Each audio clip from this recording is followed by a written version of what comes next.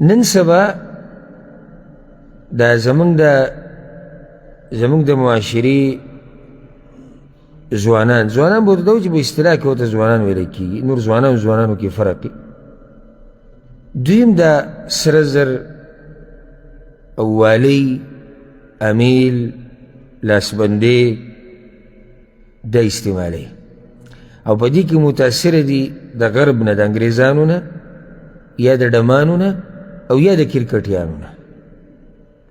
یعنی چې یو سړی چې الله پیدا کړی نری دی رالګي او د جنکو چلونه کوي او دې ته به بعض ترقي وی او بعض دې ته کامیابي وی او بعض دې ته تعلیم وی او بعض دې ته روشن خیالي وی او بعض دې ته آزاد خیال وی. نو بیا به په داسې معاشره باندې، په داسې قوم، په دوی باندې افسوس، په دوی باندې یره او په دوی باندې جړا پکار ده چې ځوانان کله زمونږ د جنکو په لار روان شو نو دا د خوشحالۍ خبره نه ده، او چې کله زمونږ جنکۍ د هلکانو په لار روانې شي نو دا سره خوشحالۍ خبره نه ده.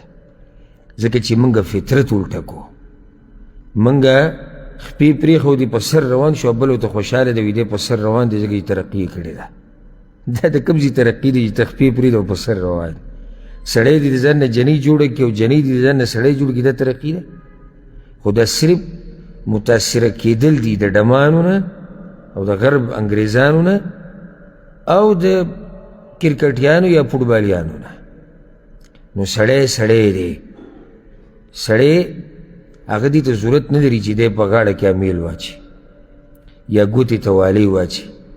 الله د زنانو په باره کې او من ینشأ فی الحلیه، هغه مخلوق دی دا جنکۍ دا زنانه چې د دوی یعنی خیال ساتلی کېږي او د دوی تربیت کېږي په کالو کې. د جنکۍ په دې کالو کې رالویي شي، په دې سینګار او ډول کې رالویېږي. نو دا د جنکو پورې خاص ده، زنانو پورې. او هغوی دې ته ضرورت لري چې ځان په دې باندې ښایسته کړي او خاوند ته خصوصا سړي الله ښایسته کړي دی. عایشه رضی الله عنها چې به قسم خوړو والذي زین الرجال باللحى، قسم مې دی په هغه الله باندې چې سړي ښایسته کړي دي په ګیرو باندې.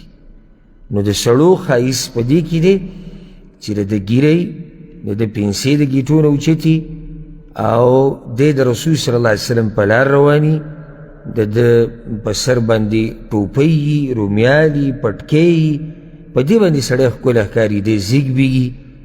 نو سړی په دې ښکلی ښکاري. دا کارونه د سړو نه دي، امیلونه، والی او لاسبندي.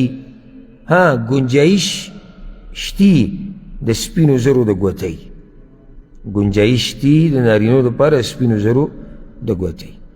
نور د امیلونه او لاسبندي دا د سرو زرو که د سپینو زرو دا نارینو دپاره ناروا دي. او سره زر خو هغه که ګوتۍ مې هغه ناروا دي. لکه چې رسول صلی الله علیه وسلم حدیث کې وایي یو لاس کې ریخم کپړه نیولو او بل لاس کې سره زر نیولو، وایي دا دواړه زما د امت په نارینو باندې حرام دي او دا د زنانو دپاره دي.